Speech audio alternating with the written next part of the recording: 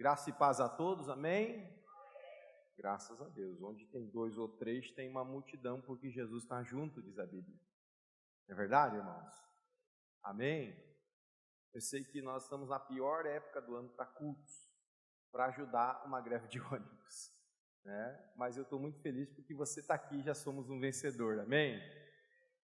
Graças a Deus. Louvado seja o Senhor pela canção que nós acabamos de cantar. E quando cantada de alma e espírito, é uma oração poderosa. Quantos querem mais de Deus aqui? Eu também quero mais de Deus. Quem trouxe a Santa Bíblia? Amém? Então abra aí, por favor, no Evangelho, escreveu São Lucas, capítulo 11. Louvado seja o Senhor. Você que está em casa aí nos acompanhando pela live, Deus abençoe você nessa noite. O Evangelho escreveu São Lucas, capítulo 11. Eu meditava junto com o pessoal do discipulado na quarta-feira, muito bom. Só que eu meditava no capítulo 6 de Mateus, que é quase parecido à oração do Pai Nosso aqui no Evangelho de Lucas, capítulo 11. Diz aqui o texto, quem achou? Amém? Um dia Jesus estava orando em um certo lugar. Quando acabou de orar, um dos seus discípulos pediu: Senhor, ensina-nos a orar, como João ensinou os discípulos dele. Jesus respondeu: quando vocês orarem, digam: Pai nosso, que todos reconheçam que o teu nome é santo. Venha o teu reino, dá-nos cada dia o alimento que precisamos, perdoa os nossos pecados, pois nós também perdoamos todos os que nos ofendem. E não nos deixe que sejamos tentados.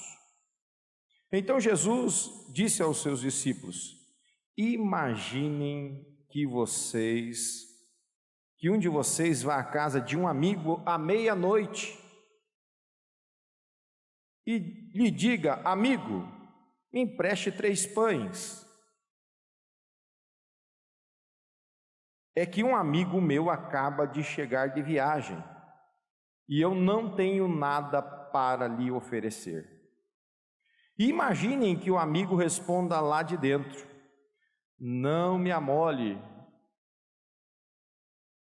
Ou, como diz a tradução que você está lendo no telão, não me incomodes. Outra tradução, não me perturbes. A porta já está trancada e eu e os meus filhos estamos deitados. Não posso levantar para lhe dar os pães.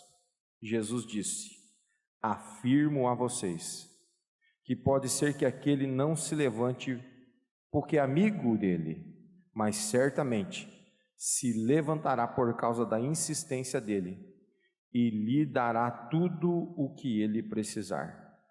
Por isso eu vos digo: peçam e vocês receberão, procurem e vocês acharão, batam, a porta será aberta para vocês.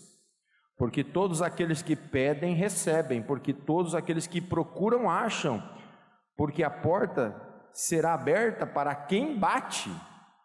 Por acaso algum de vocês será capaz de dar uma cobra ao seu filho quando ele pede um peixe? Ou se um filho lhe pedir um ovo, lhe dará um escorpião? Vocês, mesmo sendo maus, sabem dar boas coisas aos seus filhos, quanto mais o Pai que está no céu não dará o Espírito aos que lhe pedirem. Amém. Feche os teus olhos, reclina a tua fronte, oremos ao Senhor mais uma vez. Pai eterno, Pai de bondade, graça, infinita misericórdia.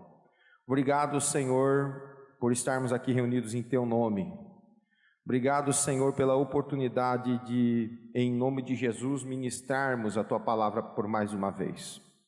Obrigado, Senhor, porque se mais um dia veio sobre as nossas vidas, foi porque a tua misericórdia se renovou sobre nós. E temos a oportunidade, Senhor, de reconciliação, de perdão, de bênção, de milagres, temos a oportunidade de ouvirmos a Tua voz e por Ti sermos ouvidos.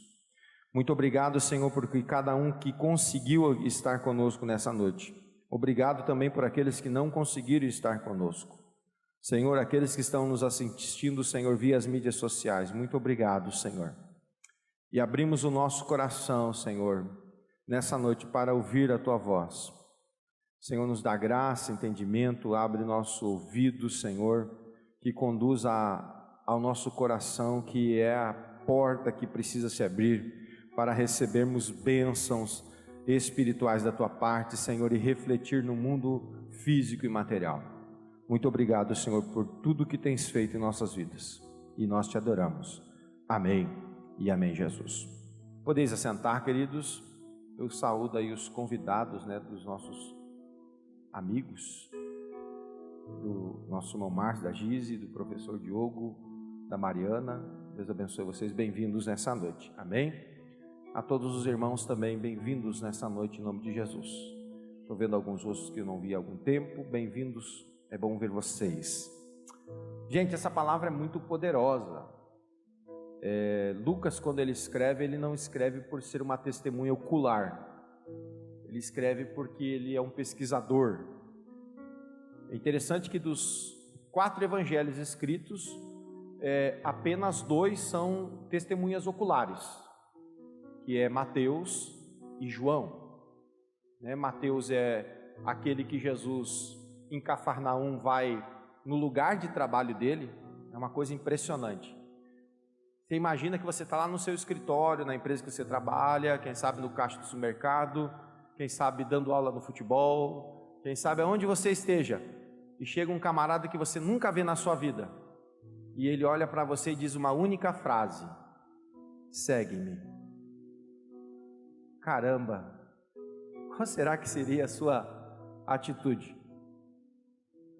Qual seria a sua reação a uma frase muito simples: segue-me?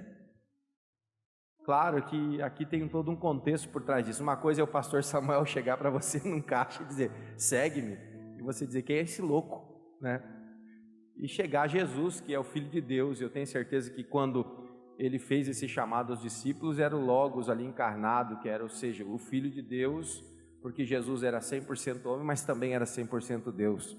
E eu tenho certeza que a poderosa palavra, numa simples frase como essa, segue-me, deve ter entrado no coração de Mateus, que estava no seu ambiente de trabalho coletando impostos. Ele era coletor de impostos do Império Romano, e a partir daquele momento ele largou tudo e seguiu a Jesus. E ele escreve então o Evangelho de Mateus. João, ele é um pescador. Ele está com o seu irmão Tiago na beira do mar da Galileia, ou no mar de Cafarnaum, Tiberíades, e assim por diante. Dependia da região que estava a pessoa, era chamado aquele mar. E ele estava com o seu irmão Tiago pescando.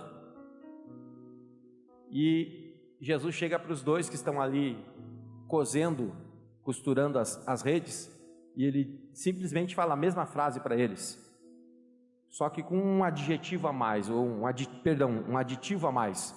Ele diz: vinde a mim e farei de vocês pescadores de homens. E eles largam as redes e seguem a Jesus. Já Lucas e Marcos são codiscípulos, são discípulos diretos de Jesus. E Lucas escreve o seu evangelho baseado naquilo que ele pesquisa de fontes biográficas, mas com uma riqueza muito forte, porque ele é um médico. Então ele direciona o seu evangelho para uma pessoa, porque ele tinha uma paixão, porque a mesma paixão que ele recebeu quando ele foi discípulo de Paulo, ele queria que o seu melhor amigo, olha que coisa bonita isso. Você sabia que o evangelho de Lucas ele foi escrito para uma pessoa? Porque ele queria, eu tento imaginar só um pouquinho antes de entrar no texto propriamente dito, o amor que gerou no coração de Lucas para escrever tudo isso, Jader, porque ele queria que esse amigo tivesse a mesma experiência que ele teve ao conhecer Cristo. Ou seja, ele queria que esse amor que nasceu no seu coração também nascesse no coração do seu amigo ao ler a sua carta, que é o Evangelho de Lucas. Coisa poderosa, não? O que é o desejo de compartilhar aquilo que você tem dentro do seu coração com outras pessoas? De compartilhar aquilo que você recebeu de Jesus com outras pessoas. Compartilhar aquilo que você foi presenteado pelo amor de Deus com as pessoas que você se importa, com as pessoas que você ama. Isso nos faz refletir muito. E nessa passagem em específico, me chama a atenção, porque os discípulos de Jesus, que aqui no caso eram os 12, que se transformam em apóstolos, eles chegam para Jesus, no momento que ele termina uma oração. É interessante que nos dá a entender o texto bíblico, que Jesus estava orando em um certo lugar, conforme a minha tradução. Isso nos reporta, e outras traduções nos ensinam, que Jesus orava em particular. Ele deixava os seus discípulos em algum determinado lugar, ele se retirava um pouquinho distante, e ele ia ali orar em particular. Tem momentos que a nossa oração é boa ser coletiva, estarmos juntos aqui orando, intercedendo uns pelos outros, clamando para que Deus te abençoe, mas tem momentos que você precisa ter seu particular com Deus, a sua conversa com Deus. Como eu falava ao pessoal aqui na quarta-feira, a oração ela não é uma repetição de palavras decoradas. É tão interessante, nós destrinchamos aqui na quarta-feira a oração do Pai Nosso e aprendemos elementos poderosos juntos do que Jesus estava se referindo em cada um dos itens da oração. E é interessante que ele, ao ensinar essa oração, que é um modelo, que precisa ter esses elementos, mas não necessariamente nessa ordem, porque senão nós transformamos em apenas uma frase ou uma poesia decorada, e acabamos transformando isso em uma rotina, na qual nós muitas vezes perdemos até o significado dela. E é interessante que, se você me perguntasse, por que os discípulos pedem para que Jesus os ensine a orar? Será que um judeu não sabia orar? É claro que sabia. A tradição deles já ensinava desde criança a orar. Só que a oração deles era uma oração muito tradicional. É tão verdade que, se você pegar algumas coisas da tradição, você vai ver que se orava salmos através de recitações, e provérbios através de recitações, e quando se orava, era um hebraico muito clássico, era um hebraico muito rebuscado. E no tempo de Jesus não se falava mais esse hebraico da Torá ou da Bíblia, se falava o aramaico.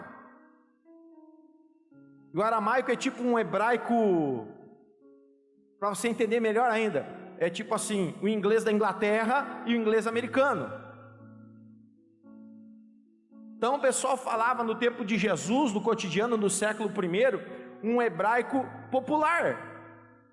Só que nas orações, porque o judeu considera Deus extremamente santo. E é interessante que na nossa tradução no português, quando você lê o livro do profeta Isaías, por exemplo, no capítulo 6, no hebraico vai ter só uma palavra ali, quando Isaías vê a glória do Senhor, Kadosh. Não vai estar lá escrito Kadosh, Kadosh, Kadosh, vai ter só Kadosh, porque quer dizer o quê? Santíssimo. Quando traduziu para o português tem lá, santo, santo, santo, como que dizer, ele é 3 vezes santo, ou santo, muito santo.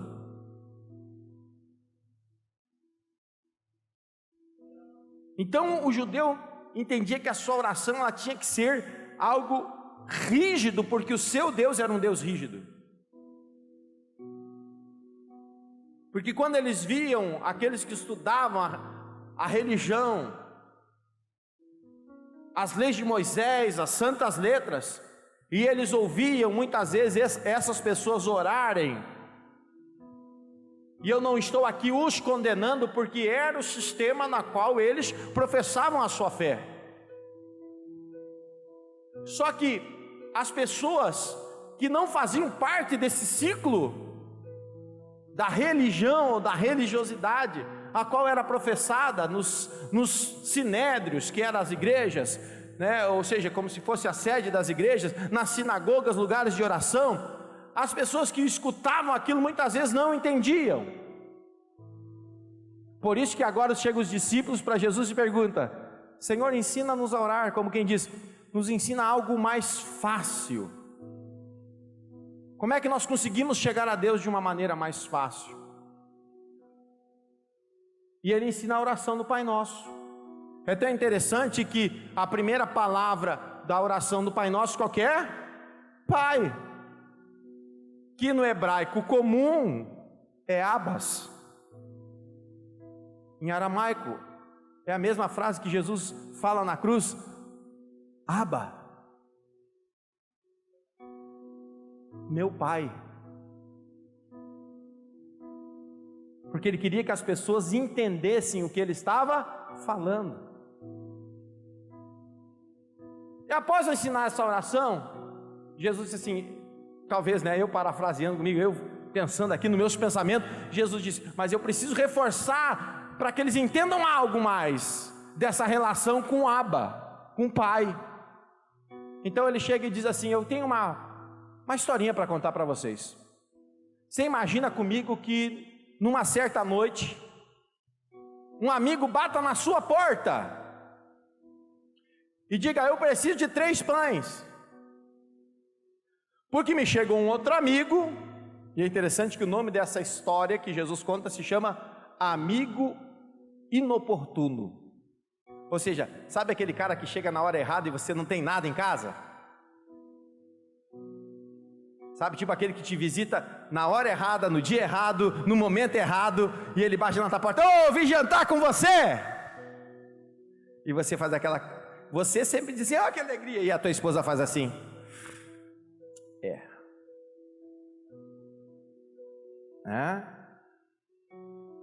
Só que diferente de nós, o oriental é totalmente diferente do ocidental. O oriental entende que a pessoa que chega, mesmo que numa hora inoportuna, um viajante, como por exemplo nesse caso, ele tem por costume honrá-lo. Ele não pode dar escusas ao viajante. E entende o oriental que, no caso, os judeus, ou aqueles que moram no Oriente Médio, os árabes, que a melhor honra que você pode honrar uma pessoa é alimentar ela, é proporcionar o sustento a ela, para que ela recupere as suas forças. Então não havia desculpas para não se receber. Eu não tenho nada em casa. Por exemplo, os historiadores, dizem que na Palestina, no primeiro século, havia mais de 200 vilarejos espalhados pela terra, na Palestina, pequenos vilarejos, e na sua maioria eram compostos por famílias, ou seja, praticamente todo mundo, era parente entre si.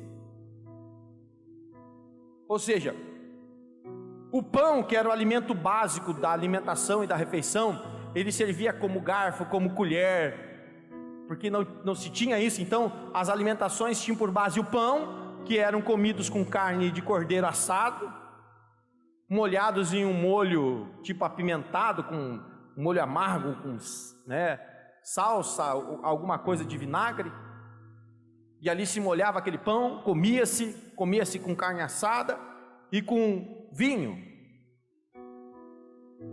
que não necessariamente é o vinho que nós conhecemos nos nossos dias, mas também é o vinho que conhecemos nos nossos dias. Mas o que se oferecia quando nós íamos hospedar alguém na nossa casa, nós oferecíamos o melhor vinho. E o melhor vinho não é um vinho francês, não é um chateau, sei lá eu qual, mas era o puro suco da uva, era considerado o melhor vinho, o vinho doce. Então se preparava uma refeição à base de pão, com alguma carne assada e um suco da uva. Só que naquele dia ele não tinha pão nenhum em casa. Só que nesses vilarejos, o que acontecia? Na maioria das vezes, os vilarejos tinham um único forno para toda a vila, porque eram pequenos vilarejos. Então todo mundo assava o pão no mesmo forno. Ou seja, basicamente todo mundo sabia quem assou pão naquele dia. Não sei se você está me entendendo.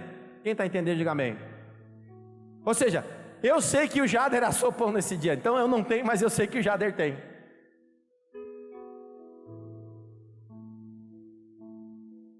Então, aquele amigo, ele correu na casa de outro amigo, que sabia que ele tinha assado pão naquele dia, e ele bate lá e diz: amigo, empreste 3 pães, porque me chegou alguém em que eu preciso honrá-lo, eu preciso preparar algo para ele. Aí ao lermos esse texto rapidamente, nós entenderíamos assim, que Jesus está falando, que o camarada que ouviu a petição disse lá de dentro: não me importunes agora, não me incomode, porque eu já estou até deitado, a casa já está trancada. Interessante que a casa no primeiro século era assim, só para você entender, parte de baixo da casa era um ambiente comum, tinha lá, se tivesse um forno, se tivesse um fogareiro. Durante o dia, ali a família se reunia ali para cozinhar, mas durante a noite, sabe o que se transformava aquilo?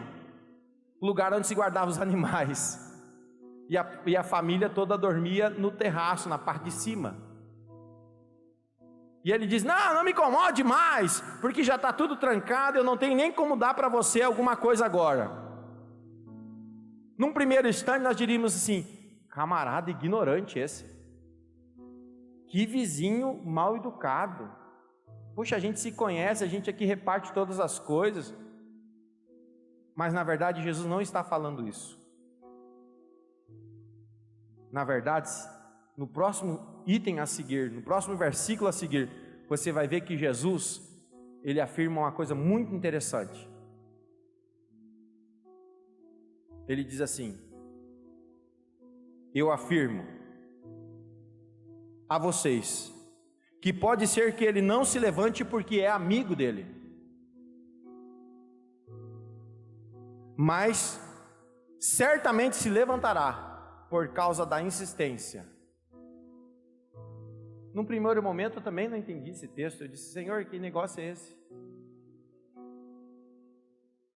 E aí eu tentei buscar a referência desse texto, e ele disse assim: na verdade,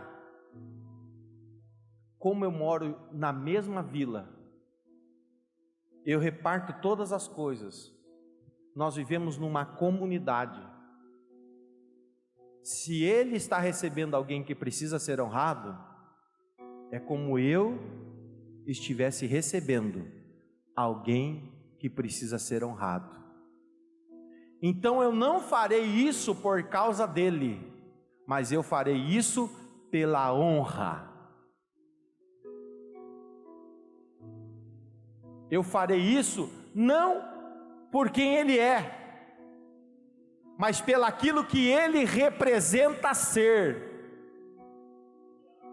Pastor, eu não estou entendendo quase nada da sua mensagem. Eu já vou dar uma ajudada a você entender um pouco mais do que o Senhor está querendo falar conosco nessa noite. Terminada essa historinha, Jesus começa a falar então das relações familiares. E ele diz: olha, qual é de vocês que um filho vai pedir para você um pão e você vai tacar uma pedra no filho? Qual é de vocês que vai pedir, por exemplo, tem a outra, parte dessa parábola que é escrita em Mateus, que ele diz: qual dos filhos de vocês que pedindo para vocês um copo d'água, você vai dar uma cobra para ele? Lucas faz a mesma expressão usando um ovo e um escorpião. E aí qual é a resposta das pessoas que estavam ouvindo Jesus? Nenhum de nós vamos fazer uma coisa dessa, porque nós amamos os nossos filhos. Pois bem, quanto mais o vosso Pai que está nos céus, que vocês pedindo qualquer coisa a Ele, Ele não vô-lo fará. Ou seja, Ele não vai realizar. Mas sabe o que eu mais me espantei? Nessa passagem bíblica poderosa, é que Deus, como aquele vizinho, Ele não abençoa você por causa de você. Como assim, pastor? Ele não realiza cura naqueles que pedem por causa daqueles que pedem. Quem estava domingo aqui? Você ouviu uma palavra muito abençoada domingo, que eu fiquei, muito impactado com aquela palavra.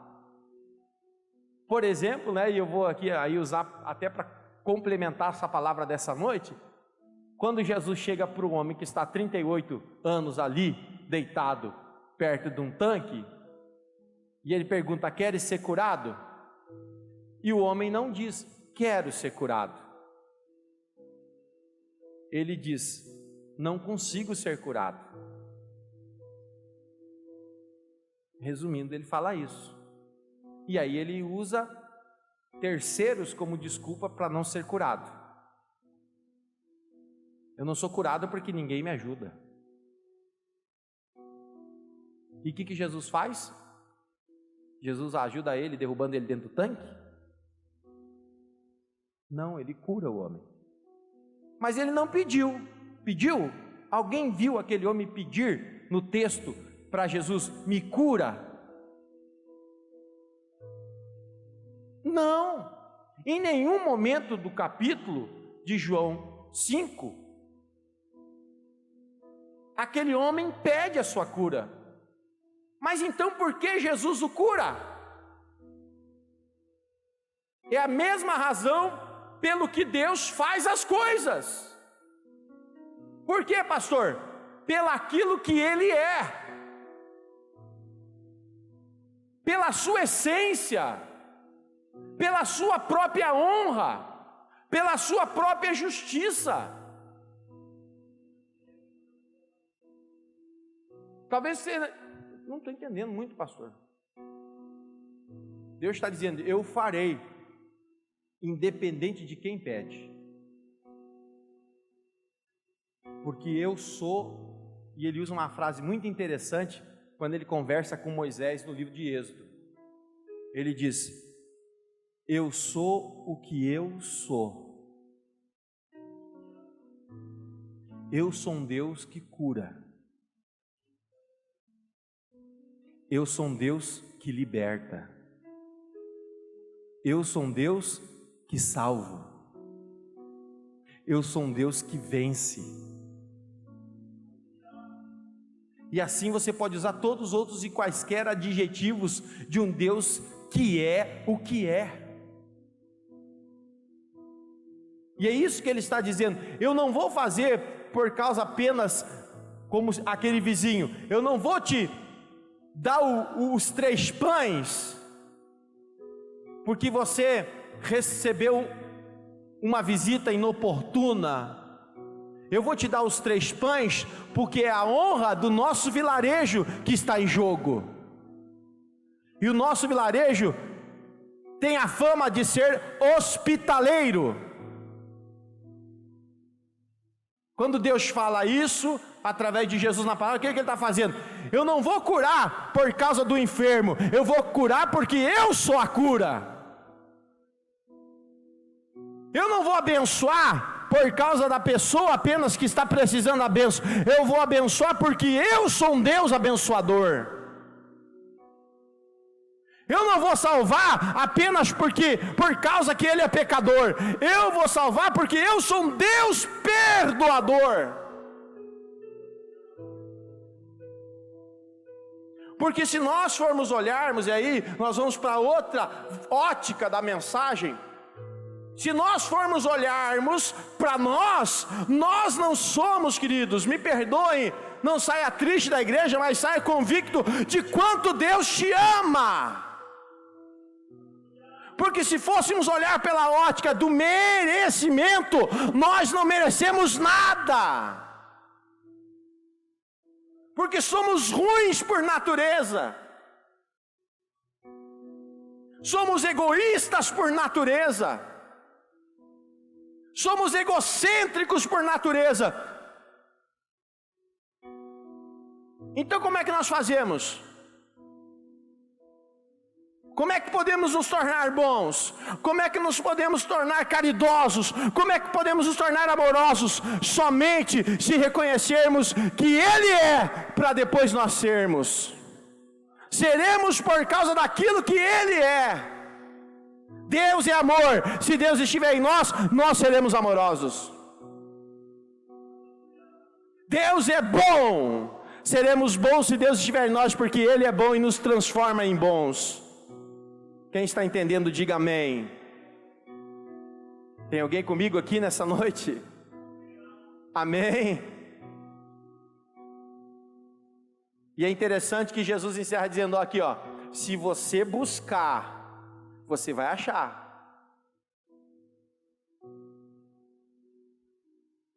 Um dos nossos grandes problemas é que nós entramos num loop de comodismos em nossas vidas, em um loop de frustrações em nossas vidas, de ressentimentos.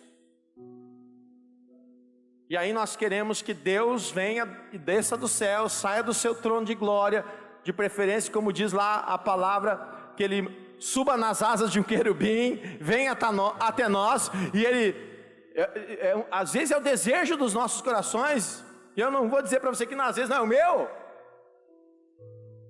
E nós queremos que Deus nos pegue dos ombros. Sabe quando você pega uma pessoa dos ombros e fala assim, ó? Tipo assim, acorda! Só que se você olhar aqui para o texto que o próprio Cristo, Jesus, nos ensina, Ele diz: não, peraí, a ordem não é essa, a ordem é o contrário. Você pede, eu escuto, e eu faço com que você receba. A ordem não é essa, você procura, que então você vai achar. Ei, você bate na porta, que então a porta vai se abrir para você.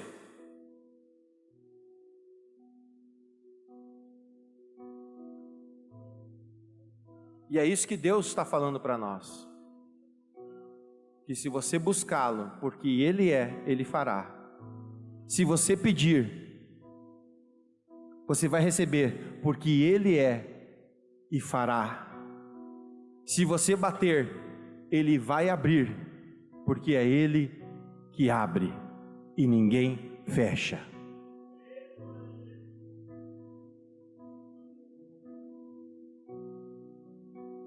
Então, aproveitando aqui a dica do final do ano, aproveitando a dica das reflexões que a gente faz naturalmente nas viradas de ano. Esse ano eu não vou comer mais, eu vou fazer dieta. Esse ano eu vou perder aí uns 10 quilos. Esse ano eu vou economizar para comprar casa nova. Esse ano eu vou mudar de carro. Esse ano eu vou fazer uma faculdade. E assim por diante, sabe? Toda aquela lista de compra que a gente costumeiramente faz. Bom, todas elas são alcançáveis na sua vida. Eu gosto muito de um provérbio chinês que diz que toda longa jornada começa após o primeiro passo. Não vai haver reconciliação na sua vida se você não der o primeiro passo. Não vai haver porta aberta na sua vida se você não der o primeiro passo. Não vai haver mudança significativa na sua família se você não der o primeiro passo. Não vai haver mudança significativa na sua profissão se você não der o primeiro passo. Não vai haver mudança significativa na sua fé se você não der o primeiro passo. Não vai haver mudança significativa no seu casamento se você não der o primeiro passo e parar de deixar o seu marido andar 3 quadras na tua frente.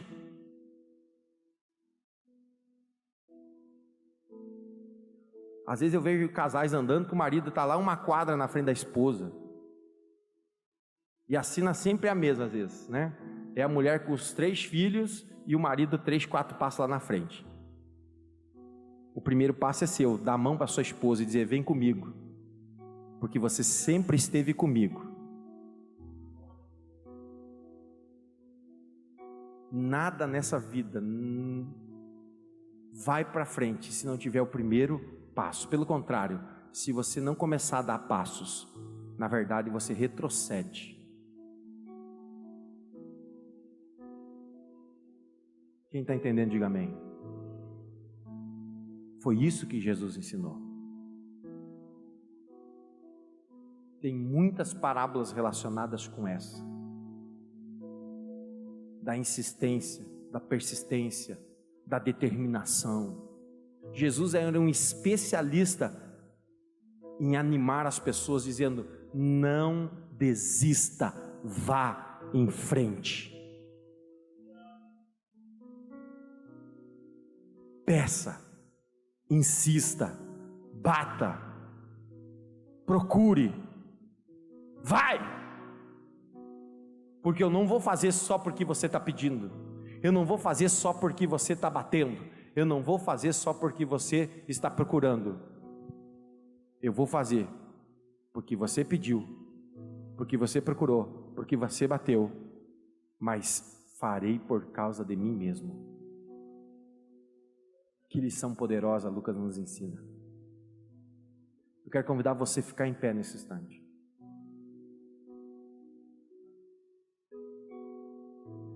Eu quero convidar você a fazer uma reflexão poderosa nessa noite no seu coração.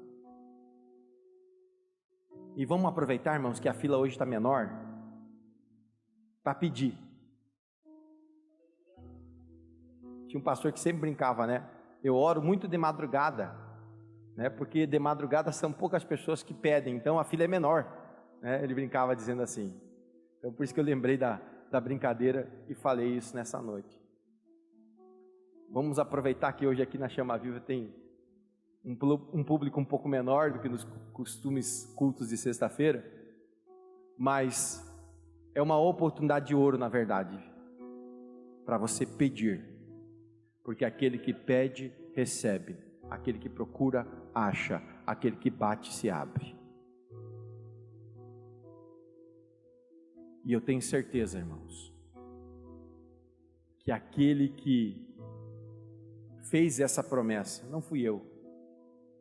Essa frase não é do pastor Samuel. Essa palavra não é do pastor Samuel. Essa palavra é de Jesus. E Jesus era tão conhecedor dessa palavra, que quando ele fez uma grande multiplicação de peixes e pães, e quando ele fez um dos maiores milagres já narrados nos evangelhos, e vou aqui até retificando, perdão, que só está no evangelho de João, no capítulo 11, que foi a ressurreição do seu melhor amigo. Ele usa uma expressão muito poderosa na sua oração ao Pai. Ele diz: Pai, graças te dou, porque sempre me ouves. Você já pensou? Você conseguir dizer isso para Deus, o Pai? Você olha para o céu e diz: ô Pai do céu, eu quero te dar graças porque tu sempre me ouve. Isso é muito poderoso. Eu não sei o que é que você veio fazer aqui no dia 21 hoje, né? Sexta-feira, quase Natal, em que as pessoas às vezes, por mais que todo ano seja Natal, parece que essa época do ano dá aquela loucura nas pessoas. Até brincava no domingo dizendo: até fogos de artifício hoje já estouram no Natal.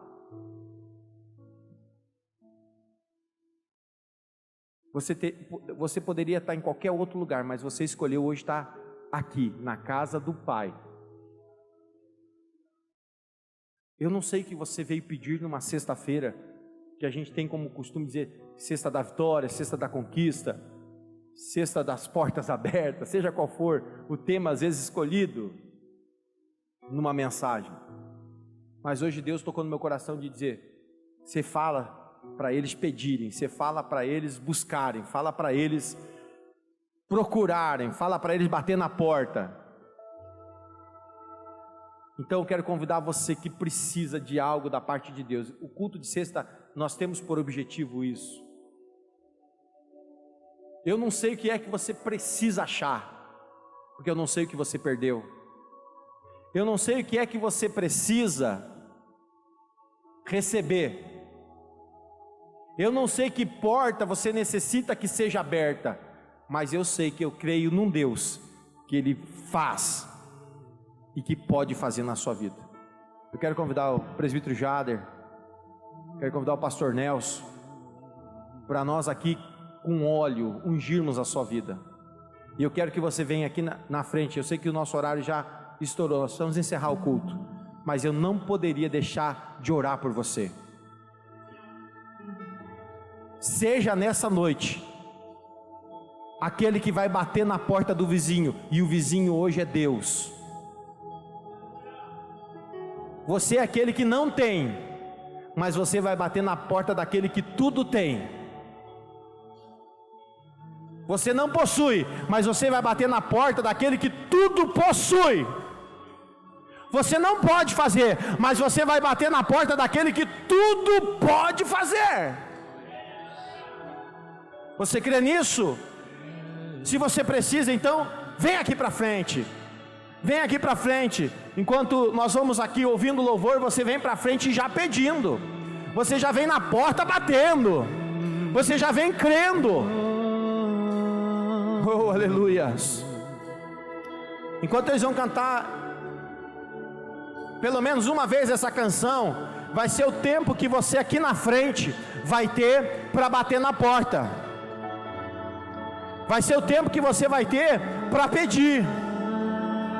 Vai ser o tempo que você vai ter para dizer do que você precisa.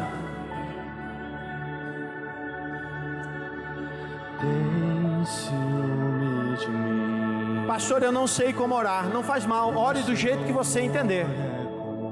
Pastor, eu não sei pedir. Peça do jeito que você entender.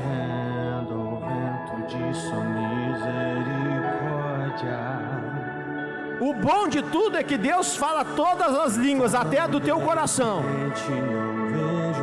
O bom é que Deus entende todas as tuas palavras.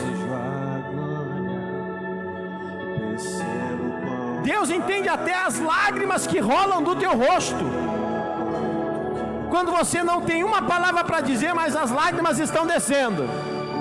Você não consegue dizer uma só palavra, mas lágrimas descem do teu rosto. Ele está entendendo essa oração. Ele me ama, Ele me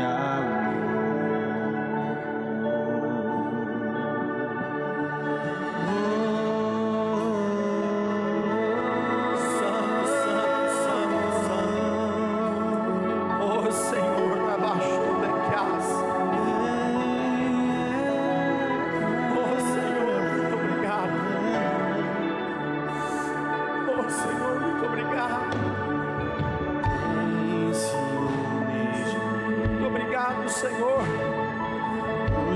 Senhor, agora enquanto os teus servos vão impor as mãos com azeite, com óleo ungido, santo, consagrado, como a palavra que nós recebemos na sexta passada, Senhor, por causa da unção todo jugo será despedaçado, por causa da unção todo jugo será quebrado, por causa da unção, Senhor, todo mal nessa vida será quebrada. Então nós queremos agora nesse instante, em cima da oração que Tu nos ensinou, ó Pai nosso que estás nos céus, santo é o Teu nome. Ó Senhor, venha o Teu reino e seja feita a Tua vontade, aqui na terra como ela é feita no céu. Ó Senhor, venha ser o nosso provisor de cada dia e não nos deixe faltar o pão. Senhor, oh, perdoa, Senhor, as nossas dívidas, as nossas ofensas. os nossos pecados, assim como nós, Senhor, aprendemos contigo a perdoar aqueles que pecaram, que nos ofenderam. Senhor, livra-nos de tentações do dia a dia, livra-nos do mal de todos os dias. Oh, aleluia! E que venha sobre nós, Senhor, que venha sobre nós, Senhor, venha sobre nós, Senhor, a tua graça, porque teu é o poder, tua, Senhor, é a glória, tua é a majestade. Senhor, nós não somos merecedores, mas tu nos amou primeiro, e por causa desse amor tu nos abençoa, e por causa da tua graça tu nos abençoa. Então, Senhor, seja qual for aquilo que os teus filhos precisam achar, pela tua graça, eu profetizo que eles já acharam. Seja, Senhor, o que for que eles estão pedindo nessa noite, pela tua graça e pelo teu amor, eles já receberam. Seja, Senhor, qual for a porta que eles precisam abertas na sua vida, pela tua graça, pelo teu amor, já se encontra aberta. Em nome de Jesus eu creio. Em nome de Jesus eu creio. Em nome de Jesus eu creio. Em nome de Jesus eu creio. Aleluia. Obrigado, Jesus. Obrigado, Jesus. Obrigado, Senhor. Nós abençoamos essas imagens. Abençoamos essa família aqui na fotografia. Oh, em nome de Jesus. Por causa do teu amor. Oh, é que nós somos, por causa do teu amor, é que somos vencedores, por causa do teu amor é que somos curados, por causa do teu amor é que somos resgatados, por causa do teu amor é que somos libertos, por causa do teu amor é que somos restaurados, por causa do teu amor é que nós somos novas criaturas, é por causa do teu amor que nós podemos fazer tudo, porque em ti nós somos mais do que vencedores. Amém. Oh, aleluia. Aleluia. Obrigado, Jesus. Obrigado, Jesus.